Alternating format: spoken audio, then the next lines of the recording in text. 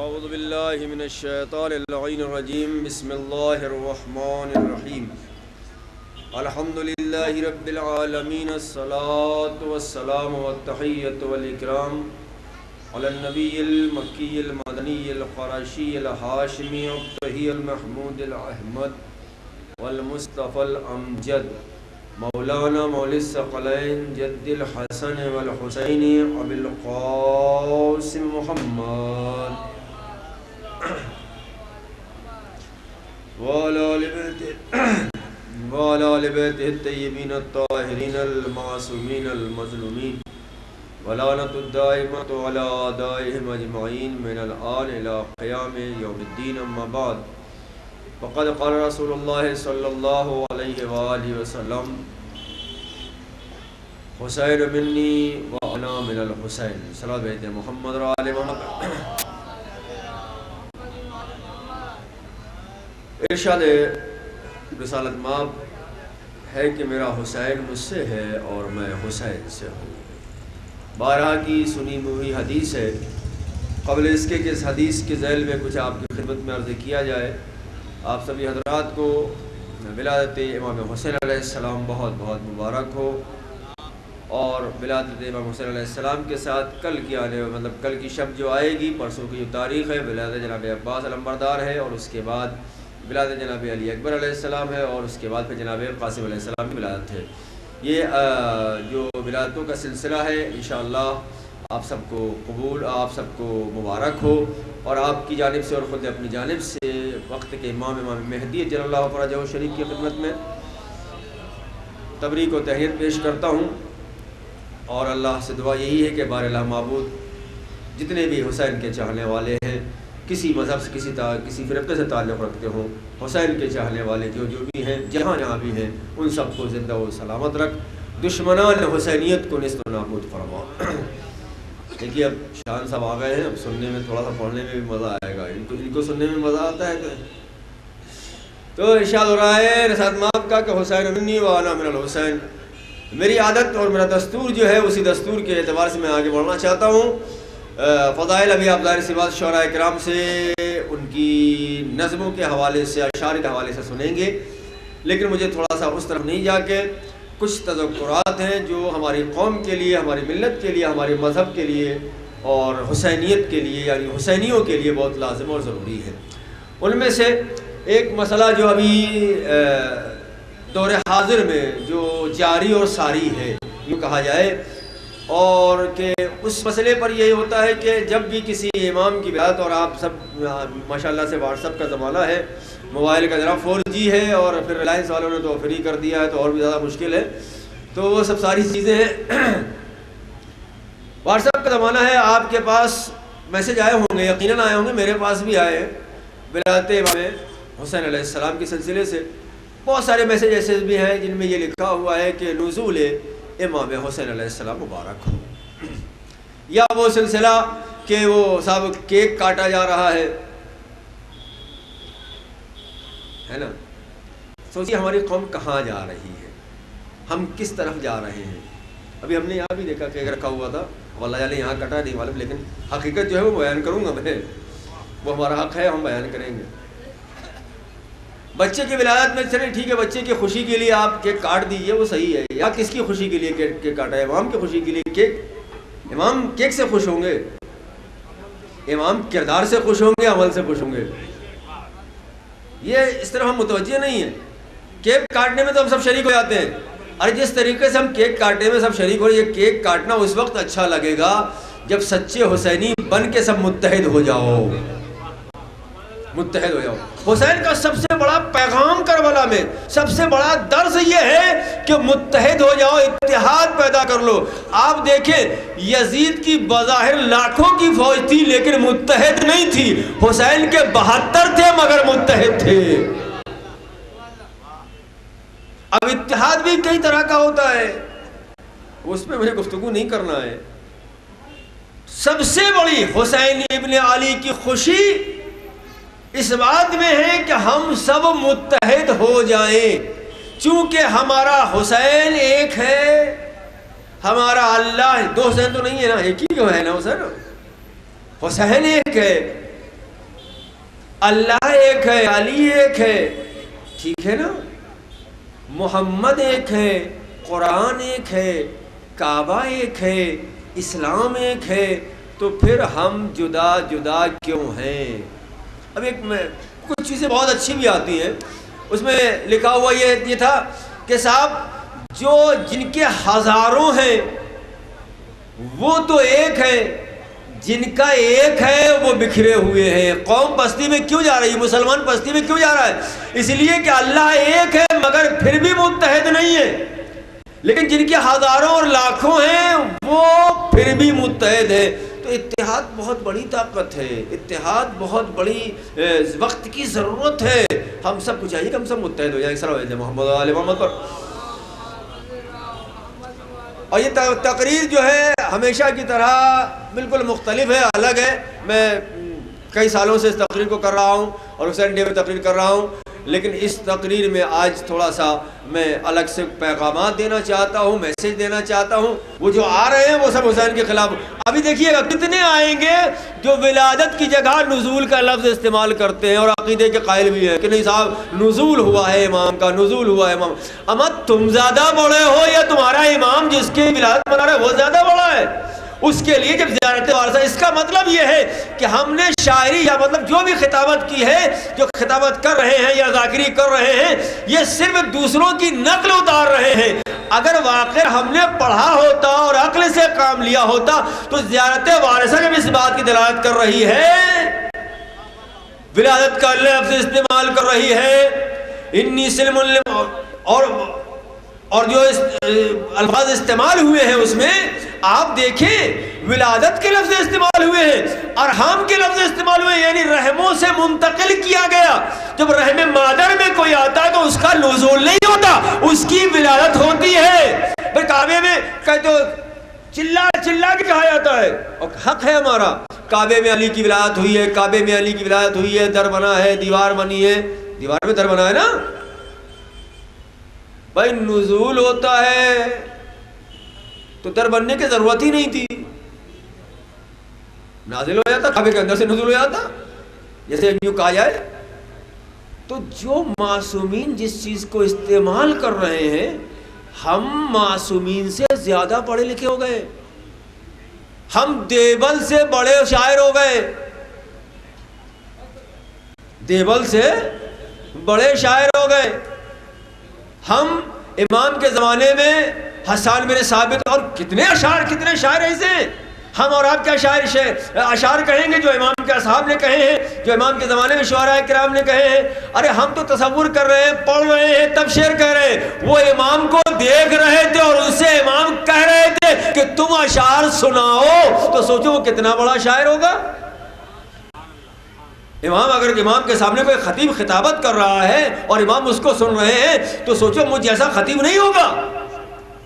امام اگر کسی کی خطابت سن رہے ہیں اور داد و تحسین دے رہے ہیں تو یقین مانیے وہ بہت بڑا خطیب ہوگا جس کی خطابت کو امام سن رہے ہیں۔ آج یہ ولادت کا لفظ جو ہے بالکل اس کو نزول امام حسین علیہ السلام مبارک ہو، نزول میں بھی سکینہ مبارک ہو، نزول جناب عباس مبارک ہو، نزول جناب زینب مبارک ہو، یہ کہاں سے لفظ استعمال کیا ہے؟ آپ کہاں سے لے کے آئے؟ یہ کچھ نہیں ہے، یہ اخباریت ہے، یہ اخباریت ہے، یہ اخباریت اور ملنگیت ہے۔ یاد رکھیے گا یہ دو طبقے جو اخباریت اور ملنگیت کے پیدا ہو رہے ہیں، یہ قوم کو پستی کی طرف لے جا رہے ہیں، قوم کو غرق کر دیں گے، قوم کو نیست و نابود کر دیں گے، اس لیے کہ ان کا نہ مذہب ہے نہ عقیدہ ہے۔ اپنے اعتبار سے جیسا ان کا مزاج، جہاں ان کا فائدہ ہوتا ہے اس اعتبار سے وہ عقیدے گڑھ لیتے ہیں، اس اعتبار سے عقیدے سامنے لے آتے ہیں کہ صاحب نزول ہوا ہے، نزول ہوا ہے، نزول ہوا ہے، اور اس پہ بہت بڑے بڑے ذاکر پڑھتے ہیں، بھائی نزول ہوا ہے، کیا فرق ہے، کیا حرج ہے؟ ارے بھیا کیا حرج ہے؟ تو حضرت عباس کو 13واں امام مان لو نا، کون سی دقت ہے؟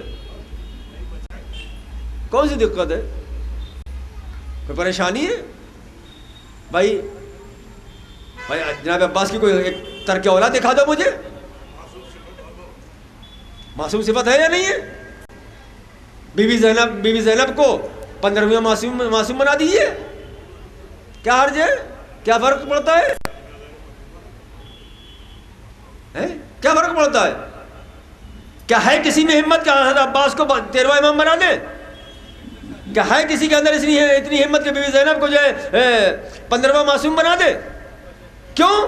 کہا صاحب چونکہ وہ ادھر ان لوگوں نے منتخب کیا، اللہ کا انتخاب ہے یہ، معصومین کا اعلان ہے یہ، اس میں ہم گھٹا بڑھا نہیں سکتے۔ تو بس زیارتیں کیا کسی اور کی ہے؟ کہ زیارتیں بھی تو معصومین کی ہیں۔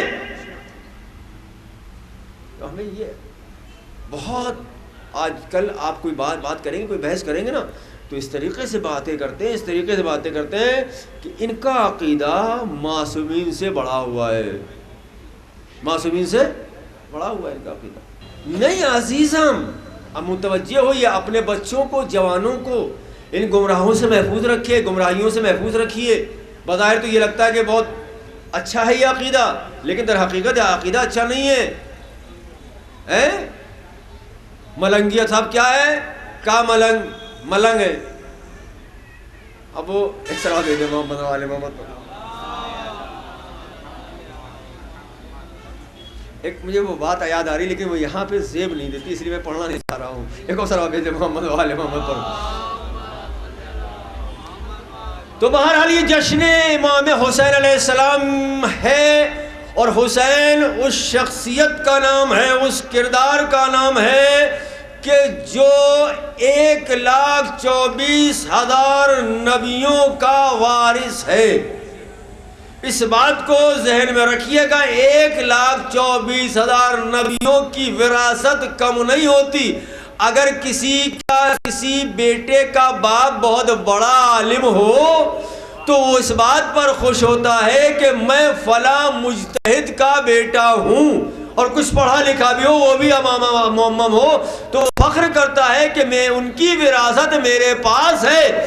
مگر سوچئے حسین ابن علی کتنا بڑا کردار ہے، کتنی عظمت ہے حسین ابن علی کی۔ 1,01,000 کی نہیں، 1,24,000 نبیوں کا جو وارث بن جائے اسے حسین کہتے ہیں۔ فخر کرے، اللہ لے اور اپنی ماؤں کو دعائیں دیں کہ ہمارے حصے میں اہل بیت کی محبت آ گئی، حسین ابن علی کی محبت آ گئی۔ یقین جانیے یہ حسین ہر ایک کو نہیں ملتا، مقدر والوں کو ملتا ہے، اور ہمارا اور آپ کا مقدر کتنا بڑا ہے، کتنا بلند ہے کہ حسین ابن علی سے ہم محبت کر رہے ہیں، عقیدت رکھ رہے ہیں۔ بس اس یہ دعا ضرور کرتے رہیے گا کہ ہم جیسے محبت کا دعویٰ کر رہے ہیں، مولا بھی ہماری محبت کو قبول کر لے۔ اس لیے کہ صرف ہماری طرف سے دعویٰ ہو اور اگر ادھر سے قبولیت نہ ہو تو پھر معاملہ بیکار ہے۔ اور یہ محبت اس وقت ثابت ہوگی جب حسینی کردار اپنائیں گے۔ آخری جملہ ہے تقریر کا، حسین اس ذات کا نام ہے جو وارث انبیاء ہے۔ وراثت انبیاء میں پہلا نبی کون ہے؟ کہا حضرت آدم۔ حسین وارث آدم ہے، یعنی آدم سے اگر آدمیت چلی ہے، آدم سے اگر ہدایت چلی ہے، آدم سے اگر انسانیت چلی ہے، تو چونکہ حسین وارث آدم ہے تو جو وارث آدم ہوگا وہ محسن انسانیت بھی ہوگا، محسن ہدایت بھی ہوگا، محسن آدمیت بھی ہوگا۔ اسی لیے آپ دیکھتے ہیں کہ حسین کو صرف مسلمان نہیں مانتے بلکہ ہر انسان مانتا ہے، جس کے اندر انسانیت پائی جاتی ہے وہ حسین کو مانتا ہے، جس کے اندر انسانیت پائی جاتی ہے۔ آپ دیکھیں ایک ہندو شاعر ہے، ایک عیسائی شاعر ہے، ایک یہودی شاعر ہے، کتنے آرٹیکل لکھے جاتے ہیں، کتنے مضامین لکھے جاتے ہیں کہ یہ مذہب مسلمان نہیں ہے، بلکہ مسلمانوں نے تو حسین کے ساتھ دھوکہ بھی کیا تھا۔ لیکن حسین اس ذات کا نام ہے جس نے صرف اور صرف کربلا میں صرف اور صرف اسلام کو نہیں بچایا ہے بلکہ انسانیت کو بچایا ہے، آدمیت کو بچایا ہے، ہدایت کو بچایا ہے۔ آج جو لوگ نمازیں پڑھ رہے ہیں یہ حسین کی دین ہے، آج جو لوگ سجدے کر رہے ہیں یہ حسین کی دین ہے، آج جو لوگ جو ہے اپنے کو مسلمان کہہ رہے ہیں یہ حسین کی دین ہے۔ البتہ فرق یہ ہے حسینی مسلمان میں اور نان حسینی مسلمان میں، جو حسینی مسلمان ہے اس کو قلبی آتنکواد نہیں کہا گیا تھا، آج بھی وہ محفوظ ہے، لیکن جو حسین کے مخالف تھا قلبی آتنکوادی تھا اور آج بھی آتنکوادی ہے۔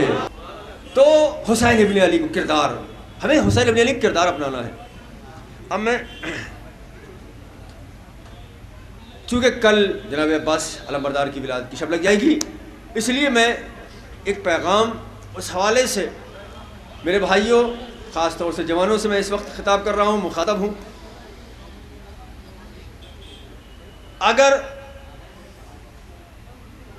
بھائی کے دل میں بھائی کا درد نہیں ہے، میں سمجھتا ہوں وہ سچا حسینی نہیں. اگر بھائی کے دل میں بھائی کی محبت نہیں ہے، بھائی کے دل میں بھائی کا احترام نہیں ہے، میں سمجھتا ہوں، میں اسی لیے لفظ استعمال کر رہا ہوں. آپ کا نظریہ کیا ہے میں اس سے بحث نہیں کر رہا ہوں، میں اپنی بات کر رہا ہوں. میں سمجھتا ہوں کہ وہ عباس علمبردار کا عزادار نہیں ہے، اس لیے کہ اگر وہ حسینی ہے اور عباس کا ماتمدار ہے، عباس کا عزادار ہے، تو اس نے وہ واقعہ اگر پڑھا نہیں ہے مقتل کا تو سنا ضرور ہے. اب میں ایک مصائب کا ایک جملہ آپ کو فضائل میں سنانا چاہتا ہوں. جب امام حسین علیہ السلام کربلا وارد ہوئے تو خیمے کس نے نصب کیے؟ سب آپ کو پڑھا ہوا ہے، لیکن سنا ہوا ہے. جناب عباس علمبردار نے. اطاعت کہتے کسے ہیں ذرا وہ سن لیجئے گا. اور لفظ استعمال ہوا ہے جناب عباس کی زیارت میں، المطیع للہ ولرسولہ. آج کل ابھی پنجشنبہ گزرا ہے نا، زیارت پڑھی نا جناب عباس کی. السلام علیکم یا ابا الفضل عباس یا ابن عامر المؤمنین ایھا العبد الصالح المطیع للہ ولرسولہ. کیا مطلب ہوا؟ اللہ کا مطیع ہے اور اس کے رسول. نہ وہاں پہ اللہ ہے بظاہر جس میں اور جسمانیت سے تو خالی ہے، نہ وہاں پر رسول ہے. زیارت میں جملہ کیا ہے؟ المطیع للہ ولرسولہ. اب میں وَأَنَا مِنَ الْحُسَيْنِ بتانے جا رہا ہوں آپ کو.